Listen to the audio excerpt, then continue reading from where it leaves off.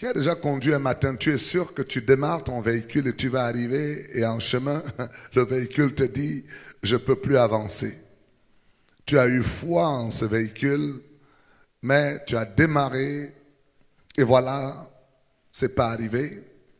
Il y en a qui ont foi en leur travail, c'est une bonne chose, et se lèvent tôt et vont au travail, mais un jour, le travail leur dit, tu as eu foi en moi, mais je ne dois plus t'avoir en ce bureau. Malgré tes compétences, tu peux te retrouver licencié.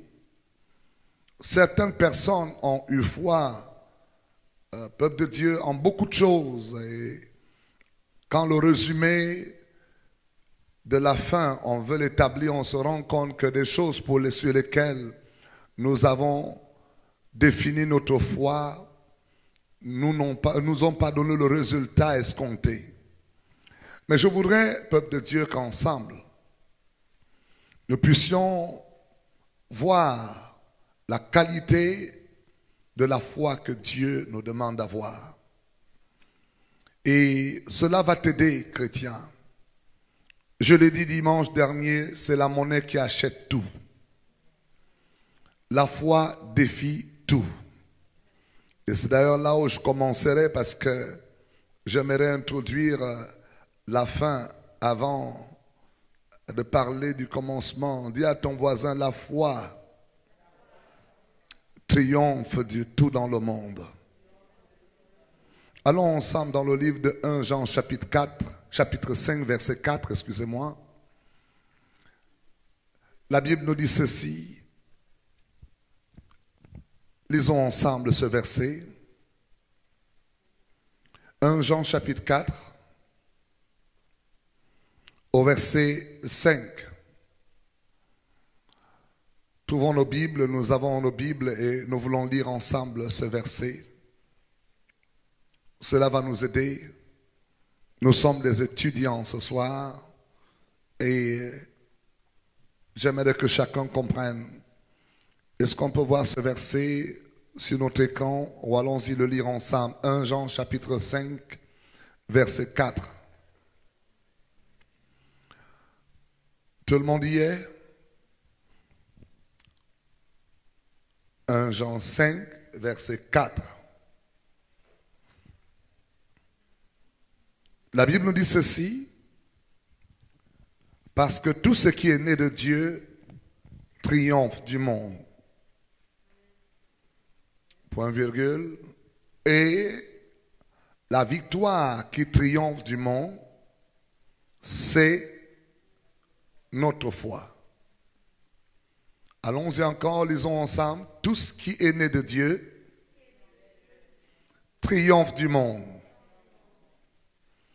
Et la victoire qui triomphe du monde, c'est notre foi. Est-ce que tout le monde a vu ça? La victoire qui triomphe de quoi? Du monde.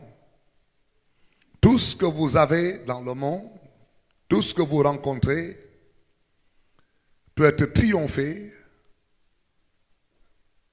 par la foi. Quel que soit le défi que vous avez, si vous savez comment marcher par la foi, quel que soit le défi, vous allez l'emporter. Et Jésus-Christ pose un questionnement assez sérieux quand il dit, quand le Fils de l'homme reviendra, trouvera-t-il la foi sur la terre? C'est l'élément que quand tu l'as, à un moment, l'ennemi est obligé de te laisser tranquille. Parce qu'il sait que si tu as la foi, une des choses, c'est que tu vas triompher. Il peut se lever contre toi, mais en fin de compte, c'est que tu es appelé à triompher. Et j'aimerais ensemble que nous apprenions ce que c'est. Beaucoup de personnes ont parfois marché avec Jésus et on retrouve qu'à leur marche avec Jésus, Jésus a qualifié ces personnes des hommes sans foi. Certains ont marché avec Jésus également, et Jésus a pu appeler ces personnes hommes de peu de foi. Ça m'a surpris que des gens marchent avec Jésus, et Jésus appelle ces personnes hommes sans foi. Pourtant, ils sont avec Jésus. Et peuple de Dieu, nous remarquons quelque chose de particulier. C'est qu'il y a quelqu'un qui ne marche pas avec Jésus et que lui, Jésus l'appelle homme de grande foi. Une femme qui ne marche pas avec Jésus, Jésus qualifie cette femme aussi femme de grande foi. Et peuple de Dieu, c'est défiant. Que l'on soit dans l'église de Jésus, qu'on soit dans la présence de Jésus, mais que l'on soit un homme et une femme comment? Sans foi. Et ça, c'est interpellant. C'est pas parce qu'on vient à l'église que certainement on chante, on danse, que cela veut dire qu'on a la foi. On peut être à l'église et se retrouver à être un homme sans foi. Donc, ta foi n'est pas existante devant Dieu. Pourtant, tu es à l'église. Et ça, peuple de Dieu, personnellement, ça m'interpelle à ce que nous puissions comprendre de quelle foi il s'agit. Et l'exemple où nous introduisons notre enseignement ce soir, il est dans le livre de Marc au chapitre 4. Jésus-Christ lui-même, il dit à ses disciples, allons à l'autre bord. Et il embarque avec eux. Et voici, dans le processus, pendant qu'ils sont en train d'avancer, la tempête se lève et ces hommes ont essayé de leur propre force. Ils n'ont eu aucun résultat. Et ils vont réveiller Jésus et disent à Jésus, Jésus, ne sais-tu pas que nous sommes en train de périr? Dans Marc au chapitre 4, au verset 40, il est intéressant de voir ce que Jésus déclare dans ce passage. Ces hommes sont face à un obstacle et voici, ils réveillent Jésus et disent à Jésus, Jésus, ne sais-tu pas que nous sommes en train de périr? Jésus se réveille. Et là, au verset 40, la Bible dit ceci. Après que Jésus ait menacé le vent, après que Jésus ait fait taire la tempête, Jésus se retourne vers eux et parle ici au verset 40. Puis il leur dit, pourquoi avez-vous peur? Point d'interrogation. Comment n'avez-vous point de foi? Est-ce que c'est dans votre Bible? Voici des gens qui marchent avec Jésus et ils se retrouvent dans une situation et Jésus leur dit, pourquoi n'avez-vous point de foi? Et chers amis, c'est interpellant. Frères et sœurs dans le Seigneur, c'est des personnes qui n'étaient pas comme vous et moi. Jésus était dans la barque et une situation apparaît. Ils vont être tout de suite déterminés comme des hommes n'ayant pas de foi. Alors, comment on détermine quelqu'un qui n'a pas de foi, selon vous ici?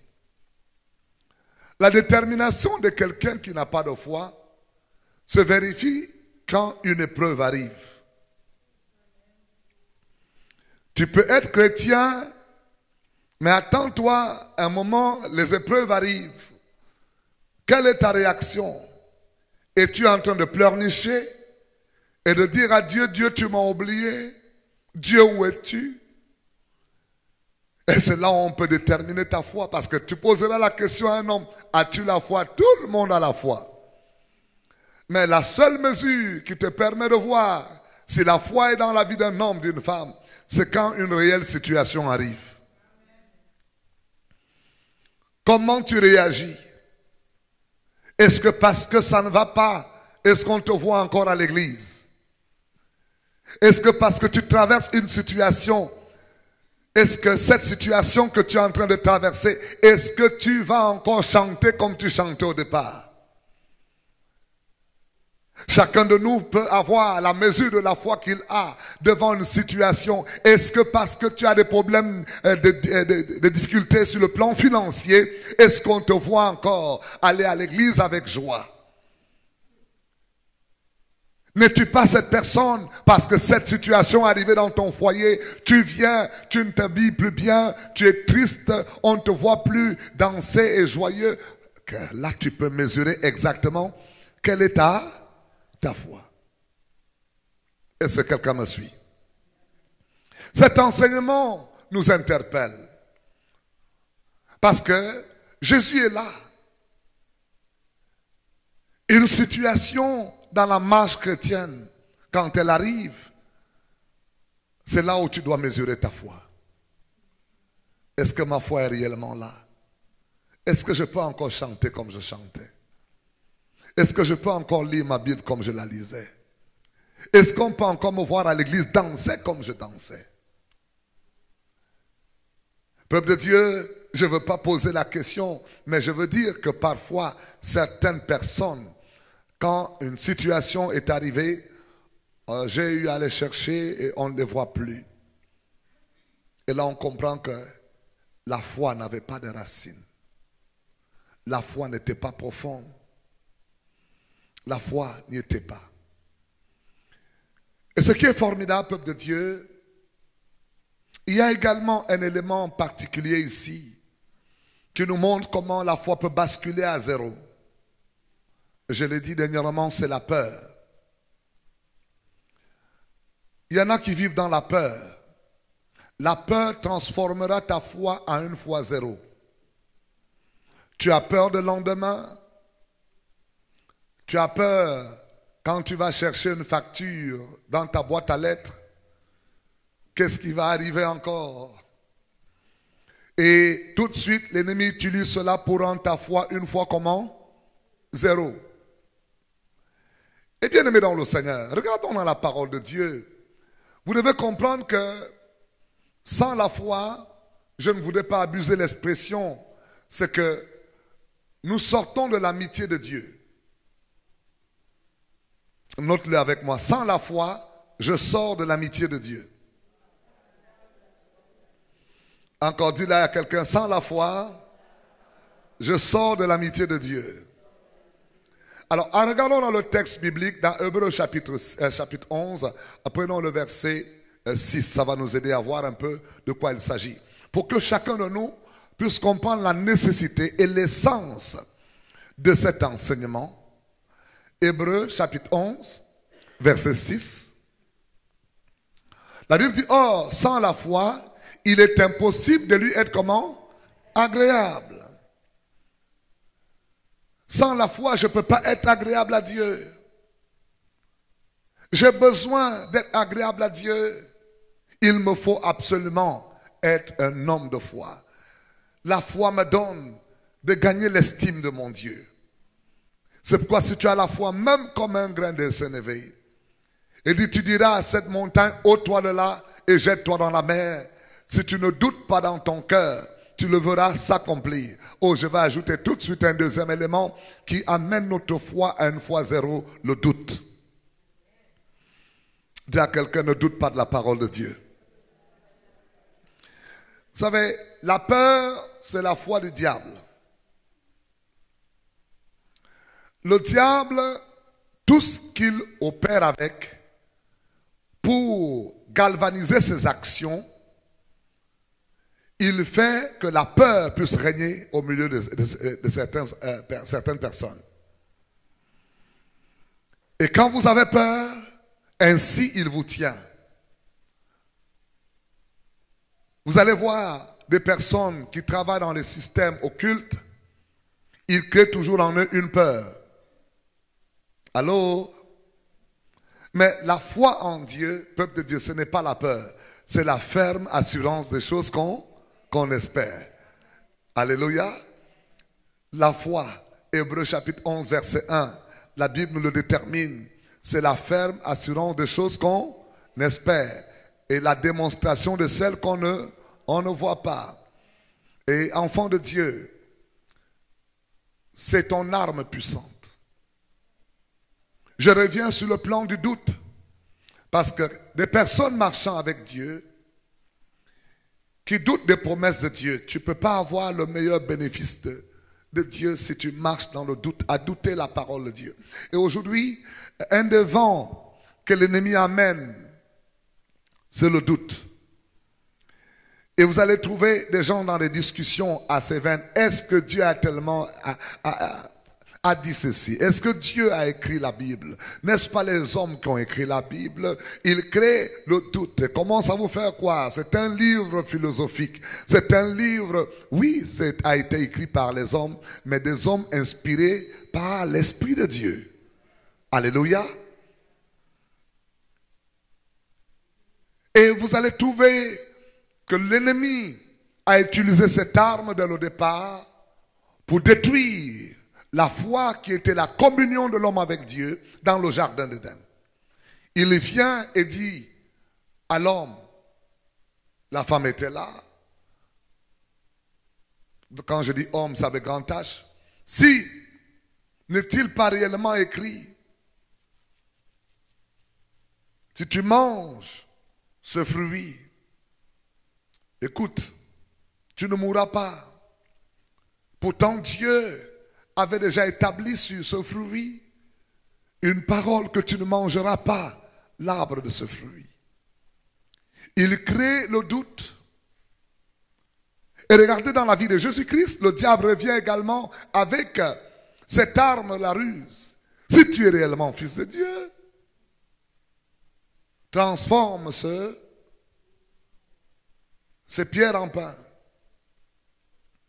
Donc, l'ennemi n'a pas cessé d'utiliser les mêmes ruses pour nous sortir de la foi.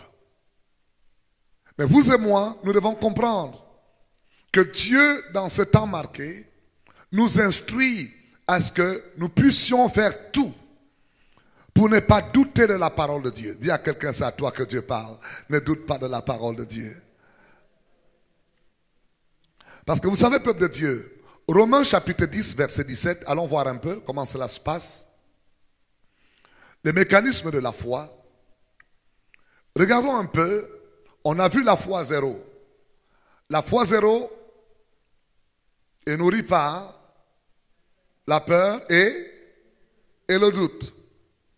Allons maintenant voir ensemble, peuple de Dieu, puisque nous avons compris que la foi bâtit notre amitié, notre relation avec Dieu.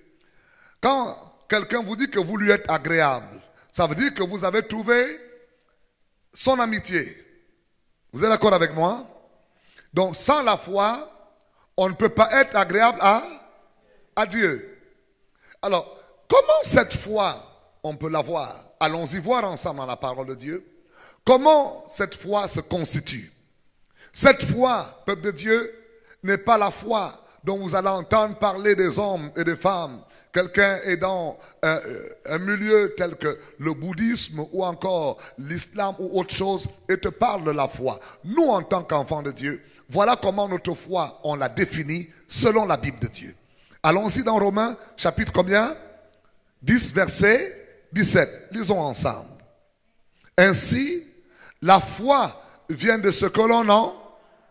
Encore une fois, la foi vient de ce que l'on a et ce que l'on entend de la parole de Christ. Dis à un voisin, la foi vient de ce que l'on entend et ce que l'on entend de la parole de Christ. C'est de cette foi, peuple de Dieu, dont j'aimerais vous parler. Cette foi que notre père Abraham a eue, où malgré son âge avancé, il va vivre une vie, peuple de Dieu, où il ne va être influencé ni par l'âge, mais va croire aux promesses de Dieu.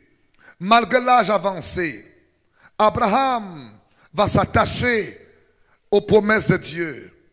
La Bible dit, espérance contre toute espérance. Il crut à la promesse de Dieu.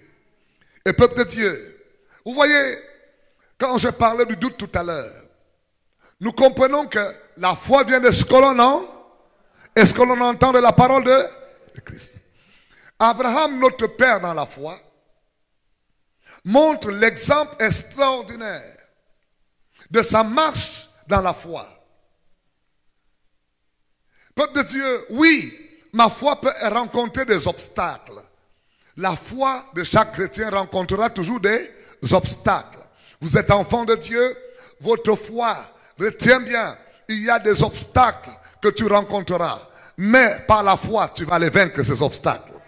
C'est important que tu le saches, ma soeur. Mon frère, que tu le saches. Ta foi sera défiée. Il n'y a pas une foi qui n'est pas défiée.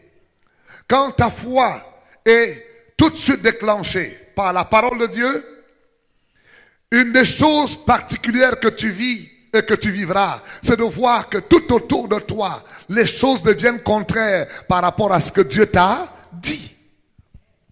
Est-ce que vous comprenez ça? Chacun doit s'attendre à cette expérience. Quand tu reçois la parole de Dieu, tout de suite, la foi est déclenchée. Et, mes amis, tout devient souvent contraire par rapport à ce que Dieu t'a dit. Et c'est là où il intervient à combattre le bon combat de la foi. Et ce bon combat de la foi, peuple de Dieu, nous allons entrer dans la parole pour comprendre comment, quand j'ai la foi qui vient de la parole de Dieu, l'ennemi s'opposera toujours. Mais moi, j'ai compris une chose, c'est que la victoire qui triomphe du monde, c'est ma foi. Allô? L'ennemi s'opposera à moi, mais j'ai la connaissance.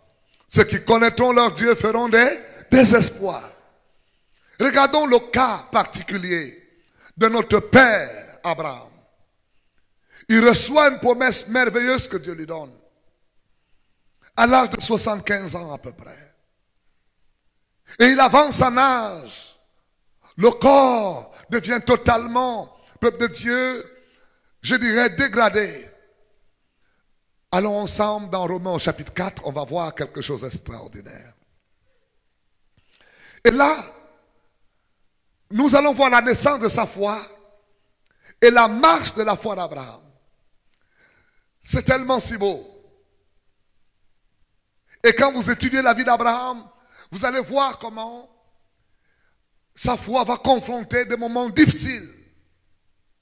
Mais malgré ce moment difficile, la Bible témoigne que c'était un homme qui courait avec la promesse de Dieu. Alléluia. Romains chapitre 4, on va prendre le verset, du verset 17 au verset 21. Allons-y rapidement.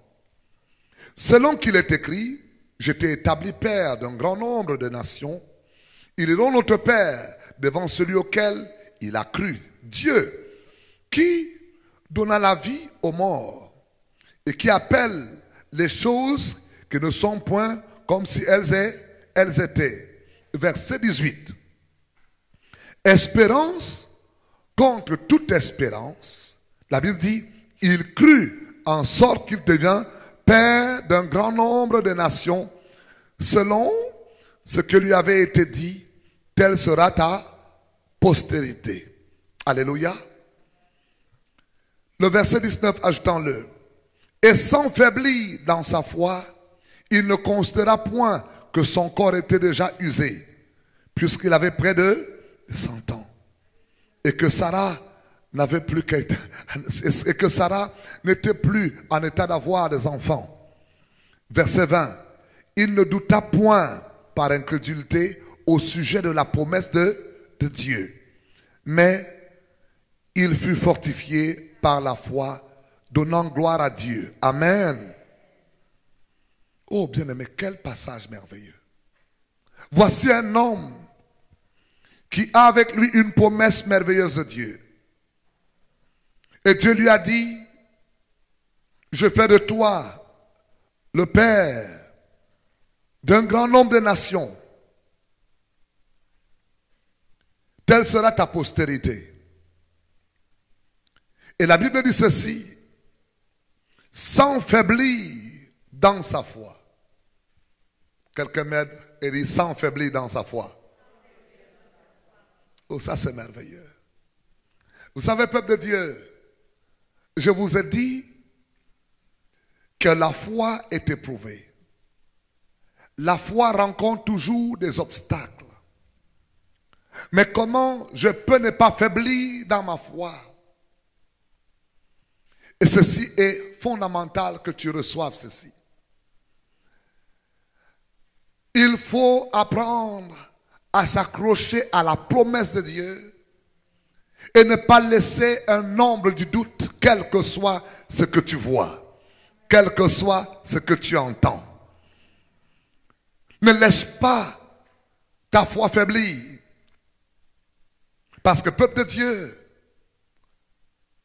beaucoup font naufrage dans leur foi. Ils commencent bien, mais quand vient un obstacle, quand vient des situations assez particulières, vous les cherchez, ils dansaient bien, ne dansent plus. Ils chantaient bien, ne chantent plus. La foi vient de connaître une opposition et ces personnes, on ne les voit plus. Peuple de Dieu, je voudrais que chacun suive attentivement ce que je vais dire. La foi vient de ce que l'on entend. Et ce que l'on entend de la parole de Dieu. Bien-aimé, quand j'entends la parole de Dieu, ça c'est important. C'est comme une étincelle qui vient de s'allumer. Mais vous savez que peuple de Dieu, pour garder la flamme, il faut bien qu'on veille que l'étincelle puisse être activée. Allô? Une étincelle se pose, il faut l'activer davantage pour qu'elle puisse embraser toute une ville ou encore prendre le feu sur ce qu'on voudrait voir le feu y être. Entendre la parole de Dieu, c'est le déclenchement. Mais allons plus en profondeur. Je vais vous montrer bibliquement comment certaines personnes ont cette foi qui est une foi de l'instant seulement. Ça s'appelle le moment où j'entends la parole. Ils sont dans la joie, ils ont entendu la parole. Et vous allez voir des gens dans les Amen, les Alléluia. Et ils sont contents. Et peuple de Dieu, ça ne va pas durer 1 heure de temps. Je l'appelle, peuple de Dieu, une foi qui n'a pas de racines. Allô? Parce que peuple de Dieu, le psalmiste dit, je serre, oh ce proverbe qui dit ça, je serre ta parole au fond de mon cœur afin de ne point pécher contre toi. La parole de Dieu, quand elle sort, que tu l'as entendue, il y a un autre élément que je veux t'ajouter tout à l'heure. Mais allons voir un peu, s'il vous plaît, des gens qui entendent la parole et la parole n'a pas de racines. Et je veux vous dire, peuple de Dieu, le diable n'a pas peur de venir voler la parole qui t'a été donnée. Si cette parole a seulement été entendue, vous allez voir, peuple de Dieu, des gens qui ont entendu la parole, mais vous allez être surpris que cette parole qu'ils ont entendue, à peine une journée est passée, la parole n'a plus d'effet. La parole a perdu sa valeur. La parole n'est plus avec eux. C'est pourquoi, allons ensemble dans le livre de Matthieu, s'il vous plaît. Matthieu chapitre 13.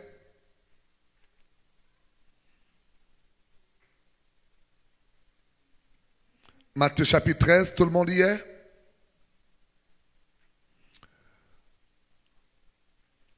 Prenons à partir du verset 19. C'est une explication importante qui marque pour nous la foi que certaines personnes ont. La foi vient de ce que l'on entend. Et regardez bien ce verset 19. La Bible dit, lorsqu'un homme écoute la parole, l'homme écoute dites avec moi, l'homme écoute la parole. Est-ce que ça, on y est? Lorsque l'homme écoute la parole de Dieu et ne la comprend pas, qu'est-ce qui se passe? Le malin vient et enlève ce qui a été sémé dans son cœur. Peuple de Dieu, il a eu la foi d'une heure. C'est un prototype de foi, mais il y a quelque chose qui donne un droit légal au diable de venir faire comment? Voler la parole. C'est parce que cette personne a entendu, oui, je sais que nous me dites, oui, tu as bien entendu la parole, mais cette parole n'a pas de racines. Et le diable vient, il a la possibilité de venir voler cette parole. Oh, peuple de Dieu, faites très attention avec la vie chrétienne.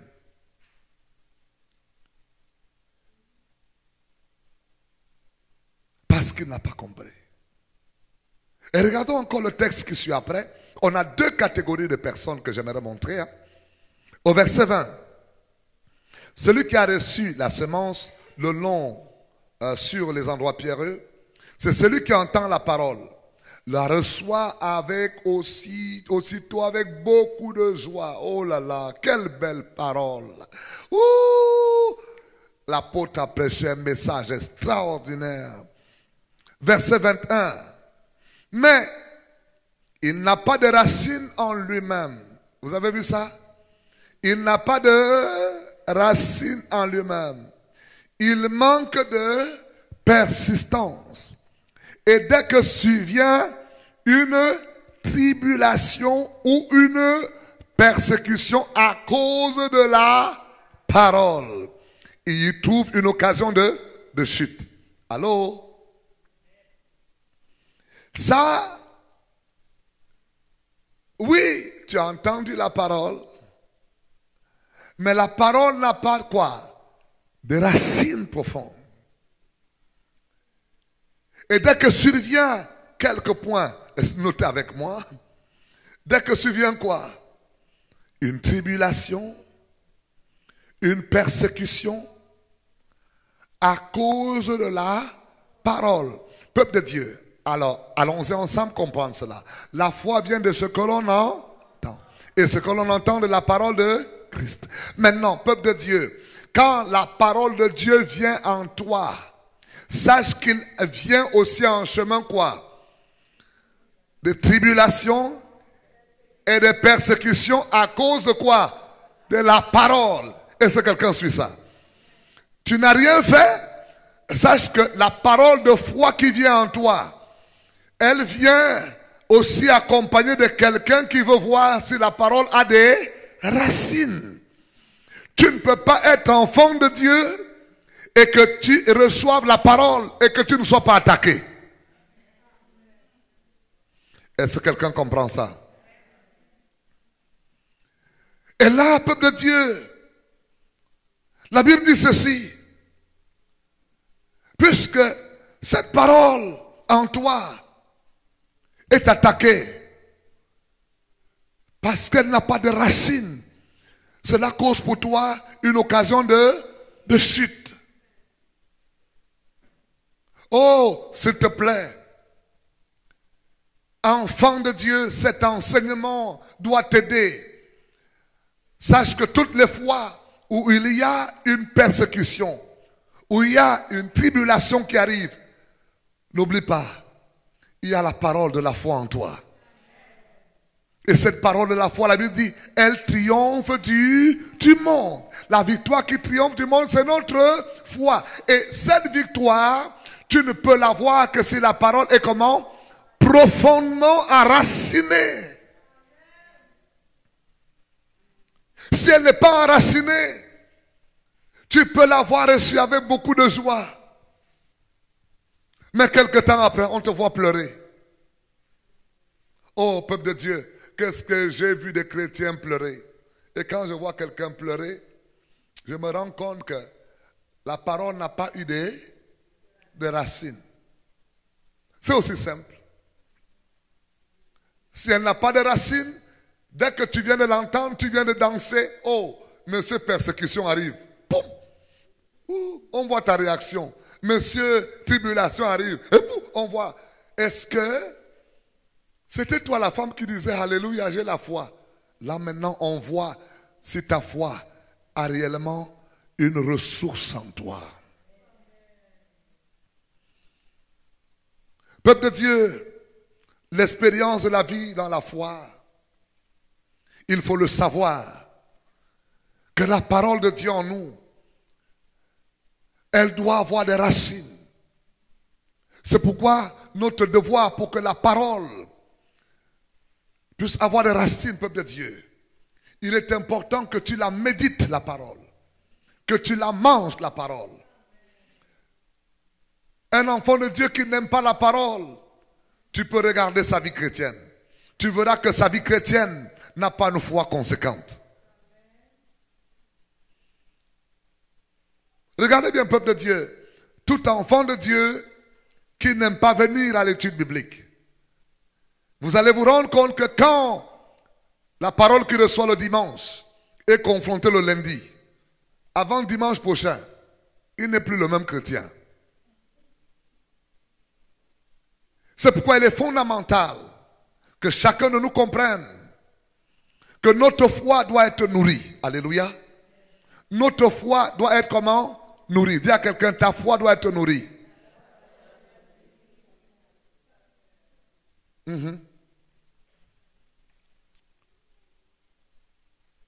Est-ce que ça va? Quand la foi dans la vie d'un homme n'a pas de racines profondes, c'est difficile, peuple de Dieu. Et nous regardons dans le texte.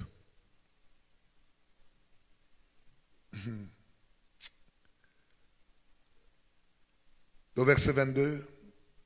Celui qui a reçu la semence parmi les épines, c'est celui qui entend la parole, mais en qui les soucis du siècle et de la séduction des richesses étouffent cette parole et la rend comment?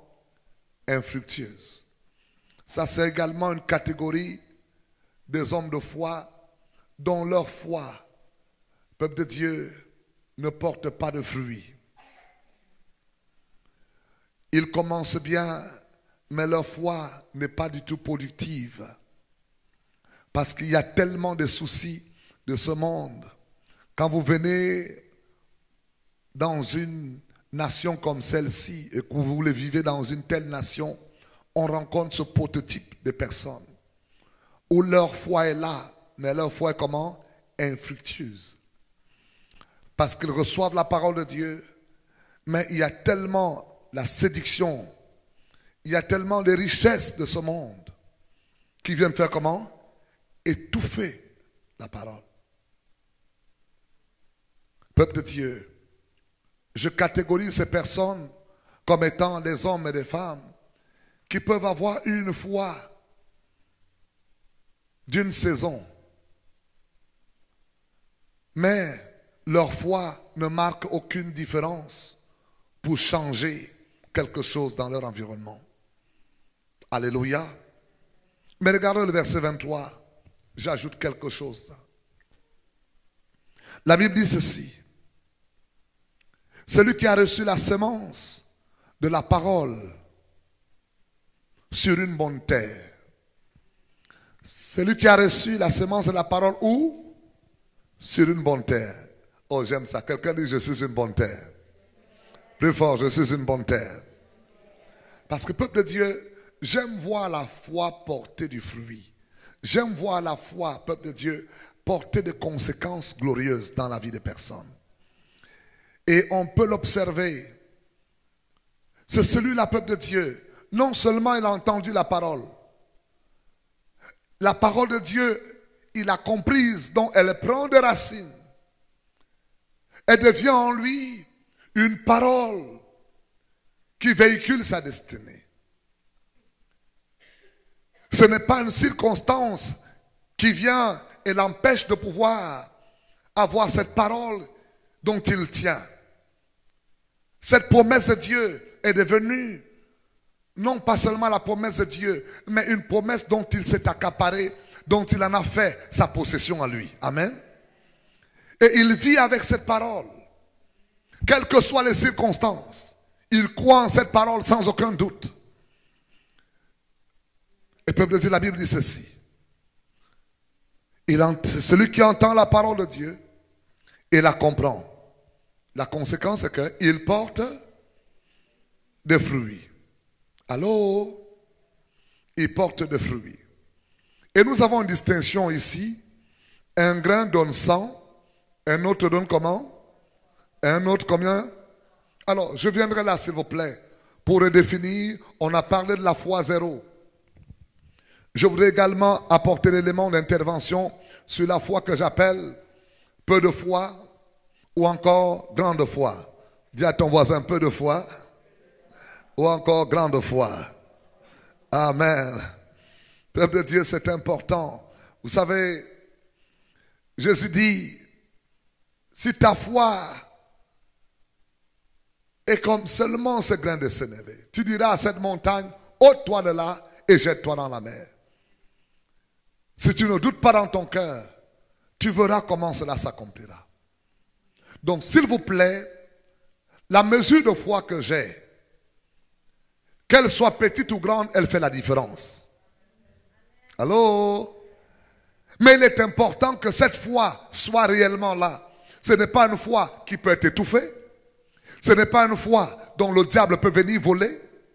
Ce n'est pas une foi, peuple de Dieu, qui manque de racines.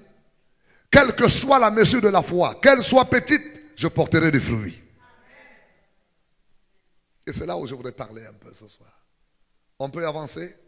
Parlons de peu de foi. Alléluia. Matthieu 14.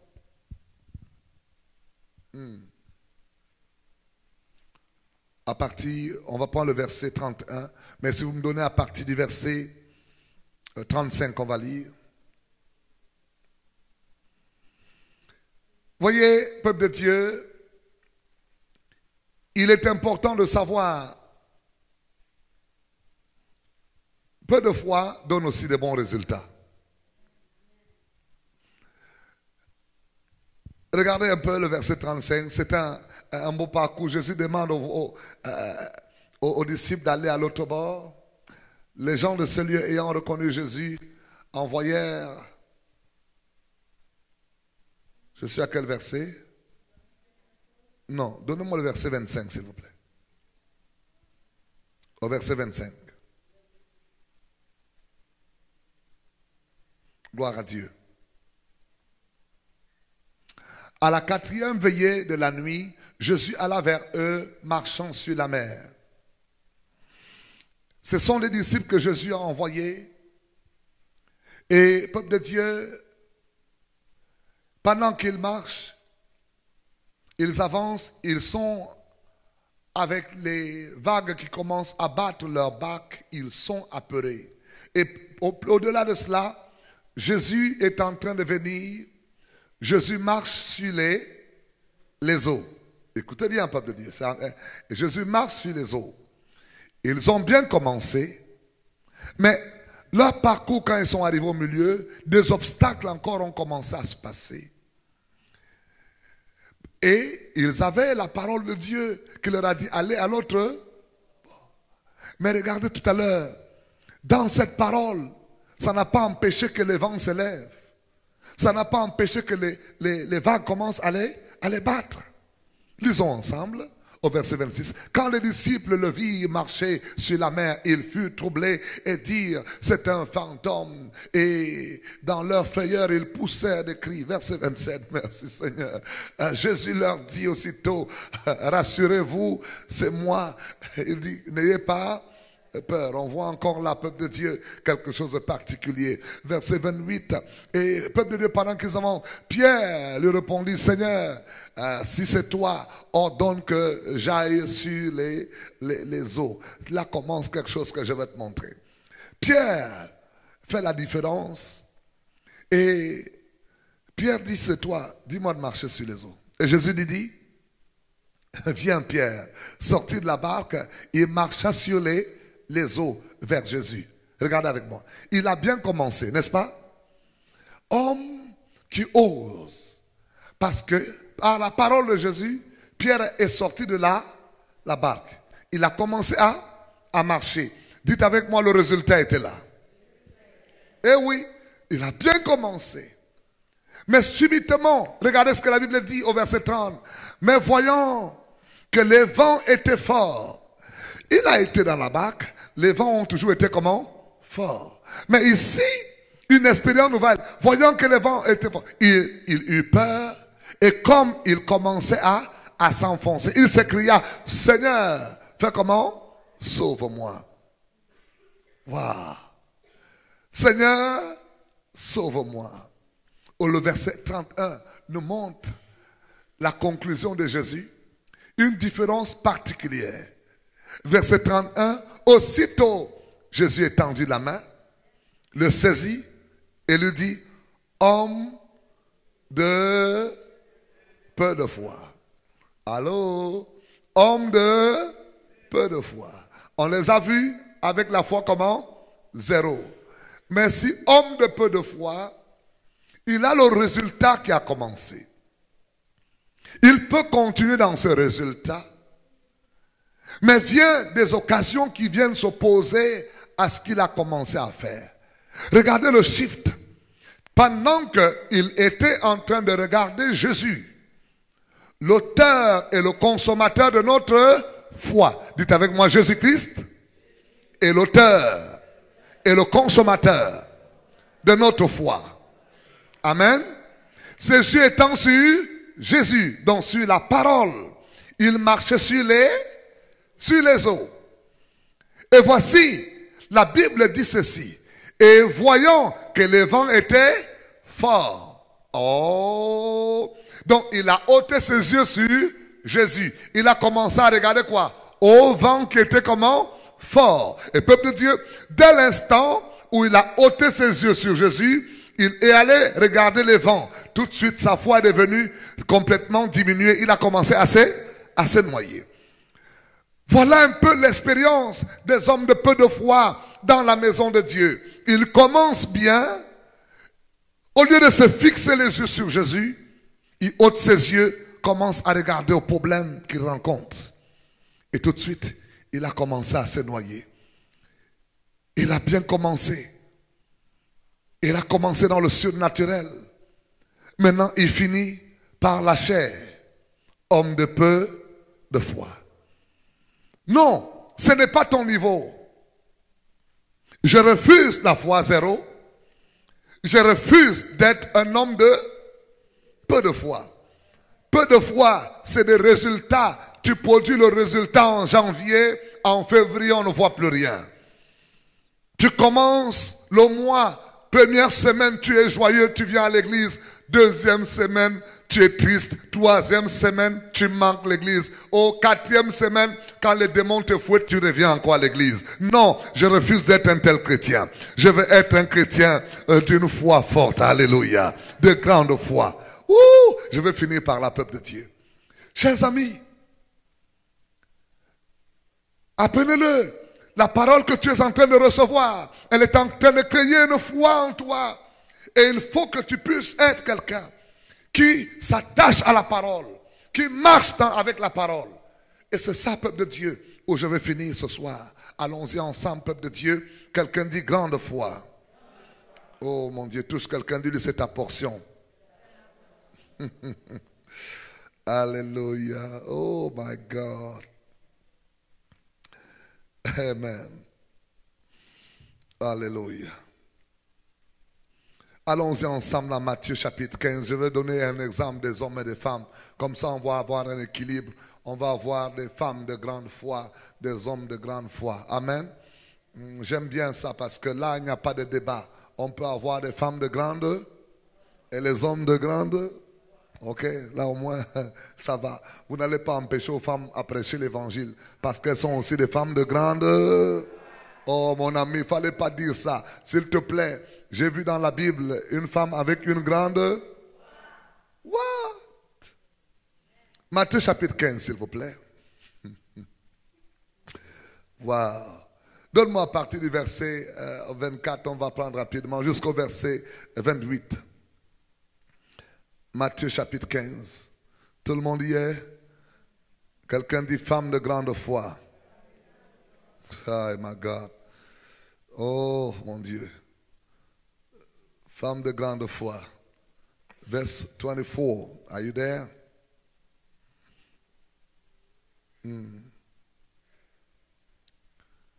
Ah, merci Jésus. Ah, il répondit, je n'ai été envoyé qu'au brebis perdu de la maison d'Israël. Mais elle vint se prosterner devant lui, disant, Seigneur, secours-moi. Il répondit, il n'est pas bien de prendre le pain des enfants et de le jeter aux petits chiens. Verset 27, oui, Seigneur, dit-elle, mais les petits chiens mangent les miettes qui tombent de la table de leur maître. Verset 28, lisez la suite. Alors Jésus lui dit, femme, ta foi est comment? Grande. Qu'il te soit fait comme tu veux. À l'heure même, sa fille fut guérie. Peuple de Dieu, voici une femme. Permettez-moi de vous dire que c'est une femme syro-phénicienne. C'est une femme qui est un peu d'une tribu ou encore non, des cousins des Juifs. Ok? Elle vient voir Jésus. Elle a laissé sa fille qui est malade à la maison. Et quand elle vient voir Jésus, elle dit, Jésus, je t'en supplie, fais quelque chose pour ma fille. Et Jésus lui dit, s'il te plaît, je suis venu pour les brebis perdues de la maison d'Israël. Je ne suis pas venu pour vous les syro-phéniciens. Et ce texte, peuple de Dieu, capitalise ce que la foi peut faire. La foi peut te donner un héritage qui ne t'appartenait pas. Oh, oui. Mes amis, la foi, peuple de Dieu, cette femme, elle regarde Jésus et dit, Jésus, s'il te plaît. Jésus dit, elle supplie Jésus. Et elle se prosterne devant lui. Seigneur, secours-moi. Même jusque-là, ça ne va pas. Et Jésus lui dit, s'il te plaît, femme, je ne peux pas prendre le pain des enfants et le donner aux chiens. La femme dit, oui, j'accepte que je suis chien. Mais, je vais te dire, Jésus, je suis une femme de foi. C'est l'expression qu'elle veut dire. Elle dit, Jésus, j'ai une formule mathématique que je vais te prouver. Elle dit, les miettes qui tombent sur la table, sous la table, les chiens peuvent les manger. Et mes amis, j'étais en train d'enseigner un jour. Dieu va me donner une formule que je n'avais jamais trouvée quelque part. Dieu me dit, cette femme avait trouvé une équation que personne n'avait jamais trouvée. Peuple de Dieu, elle voulait dire à Jésus, miette, plus miette, plus miette, plus miette, plus miette. À la fin, j'aurai un pain tout entier. Mes amis, savez-vous que peuple de Dieu, une miette est composée de tous les aliments qui ont un pain entier. Allô? Cette femme a trouvé quelque chose qui est de comprendre que Jésus, moi je ne suis pas comme les autres. La parole représente aussi le pain. Elle dit, Jésus, le pain qui tombe par terre, pour les autres ils le négligent, mais moi je le mange. Alléluia. Jésus dit, femme, oh, ta foi est comment? Grande. Et la Bible dit ceci. Jésus n'est même pas allé chez cette femme. Sa fille fut complètement guérie. Dis à une femme, sois une femme de grande foi. Ouh, mes amis. Une femme qui est capable de croire à la parole, elle n'a même pas, elle dit, je veux seulement les miettes. Ça veut dire quand Jésus dit, femme, marche dans la sanctification, elle dit, moi je commence tout de suite à me sanctifier. Même si je vivais dans le péché. Quelqu'un dit miette. Jésus dit, femme, prie. Avant que les autres refusent, elle dit, Jésus, même si je ne sais pas prier, moi tu as dit prie, je commence à prier. Quelqu'un dit miette. Peuple de Dieu, d'une manière particulière, cette femme, elle quitte d'une région païenne, elle vient prendre un héritage qui ne lui appartient pas. Femme de grande foi, alléluia. Mes amis, parfois on lit la parole, on regarde, et la Bible dit ceci. Oh, à l'heure même, sa fille fut comment? Guérie. Est-ce que vous voyez le résultat d'une grande foi? Le résultat d'une grande foi, peuple de Dieu, ça porte des résultats instantanés, des résultats immédiats. Oh, j'aime voir ça, peuple de Dieu. Et c'est ça que Dieu attend de nous. Parce que Dieu est le Dieu de grande foi. La Bible dit, Dieu dit que la lumière soit et la lumière fut de manière instantanée. C'est ça la grande foi. C'est la foi de Dieu. Dis à quelqu'un, c'est la foi de Dieu. Je n'ai pas ajouté encore un homme pour que les hommes aussi se disent, bon voilà, nous, ça nous appartient aussi. Amen.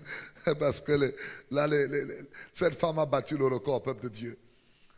Et d'une manière distinguée, peuple de Dieu, vous allez vous rendre compte que ces deux personnes, ça m'a toujours émerveillé quand on étudie sur le plan un peu sémantique la parole. Vous allez voir que ces personnes viennent plutôt de pays lointains. La deuxième personne que je vais vous montrer, il n'était pas juif non plus. Mais lui aussi, peuple de Dieu, a compris quelque chose. C'était un soldat de la cohorte. Et c'était un soldat un soldat romain, je crois, qui était, peuple de Dieu, un homme hautement placé, qui avait des centeniers avec lui. Et allons-y ensemble voir ça, s'il vous plaît. Alléluia. Dans Matthieu, prenons Luc, ça va nous aider. Luc chapitre 7. Nous allons, Luc chapitre 7, s'il vous plaît.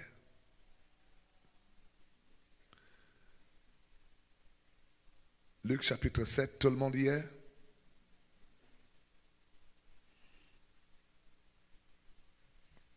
Nous allons lire une lecture rapide à partir du verset 3. Ou alors, je prendrai à partir du verset 1. On va lire ensemble jusqu'au verset 9. Verset 1. Après avoir achevé tous ses discours devant le peuple qui l'écoutait, Jésus entra dans Capernaum. Verset 2. Un centenier avait un serviteur auquel il était très attaché et il se trouvait malade, sur le point de mourir. Ayant entendu parler de Jésus, et il lui envoya quelques anciens de Juifs pour le prier et de venir guérir son serviteur. Il arriva auprès de Jésus et lui adressa d'instances supplications en disant, il mérite que tu lui accordes cela car il aime notre nation. Allô? Donc ici nous voyons que c'était quelqu'un d'étranger, il aime notre nation et c'est lui qui a bâti notre synagogue. Il aime notre nation. Ça veut dire que c'était un étranger mais qui aimait la nation. Et il dit ici, Jésus étant allé avec eux, n'était guère éloigné de la maison quand le centenier envoya des amis pour lui dire, Seigneur, ne prends pas tant de peine car je ne suis pas digne que tu entres sous mon toit. Est-ce que ça va? Verset 7, lisons ensemble. C'est aussi pour cela que je ne me suis pas cru digne d'aller en personne vers toi, mais dis un mot et mon serviteur sera... Au verset 8, il explique quelque chose. Car moi je suis soumis à des supérieurs. J'ai des soldats sous mes ordres. Et je dis à l'un, va, et il va. À l'autre, viens, et il vient. Et à mon serviteur, fais cela, et il le fait. Verset 9. Lorsque Jésus entendit ces paroles, il admira le centenier. Et, se tournant vers la foule qui le suivait, il dit, je vous le dis, même en Israël, je n'ai pas trouvé une aussi grande foi. Oh, aïe, aïe. Qu'est-ce que cet homme a compris? Cet homme a compris que la parole de Dieu, il n'a pas seulement besoin d'aller dans cette maison et d'imposer seulement sa parole. Dis seulement un et mon serviteur sera guéri. Conséquence, quand Jésus parle de la grande foi à cet homme, au verset 10, lisons ensemble, de retour à la maison, les gens envoyés par le centenier trouvèrent guéri le serviteur qui avait été comment?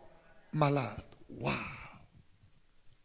La grande foi, peuple de Dieu, c'est là où Dieu nous attend. Les hommes et les femmes qui croient à la parole de Dieu. Dis seulement un mot. N'entre pas chez moi. J'aurai le résultat. Parce que ta parole n'a pas de limite. Par la puissance de ta parole, tu as créé le ciel et la terre. Oh, par ta parole, oh, tu as fondé les cieux et la terre. Ta parole est capable de créer mon miracle. Alléluia. Au peuple de Dieu, c'est là où Dieu nous attend. Des hommes de grande foi. Des femmes de grande foi. Cesse de douter de la parole. Ne sois pas de peu de foi. Pour avoir un résultat, je veux avoir le résultat qui porte 100 grains. Alléluia. Il y en a qui sont à 30, certains à 60. Mais le 100% est meilleur. Dieu veut te donner le 100%. Manifeste ta grande foi. C'est une raison pour laquelle, enfant de Dieu, étudiant de la parole, ouvre ton cœur à apprendre la parole et de marcher par la foi. La dit le juste vivra par et non par la vue. Bien-aimé, ce soir, je voudrais que tu puisses retenir encore une fois de plus que ta foi doit être grande. Alléluia. Et ce soir, j'ai une prière que j'aimerais que nous fassions ensemble. Les apôtres sont arrivés à un moment, ils ont dit, Jésus, il y a une chose que nous voulons avoir. Et c'est une prière d'une requête que je crois que le ciel a exaucée. Nous allons lire ce dernier verset, Luc chapitre 17, verset 5. Peuple de Dieu, regardez une prière et une supplication des apôtres. Après ces expériences, ils ont connu, peuple de Dieu, ils ont été des hommes avec combien? 100 fois, 0 fois. Donc foi, comment? 0. Ils ont connu des moments où ils avaient quoi? Peu de foi. Mais voici une prière qu'ils ont eu à faire un jour. Et je veux que tu vois cette prière dans ta Bible. Luc 17, verset 5. Si tu vois cette prière, tu vas la lire avec moi, on va finir là. Amen. Lisons ensemble. Les apôtres dirent à Jésus, fais comment? Augmente notre foi. Oh my God. Les apôtres disent au Seigneur, fais comment? Quelqu'un dit, Seigneur, augmente ma foi. Plus fort, Seigneur, augmente ma foi.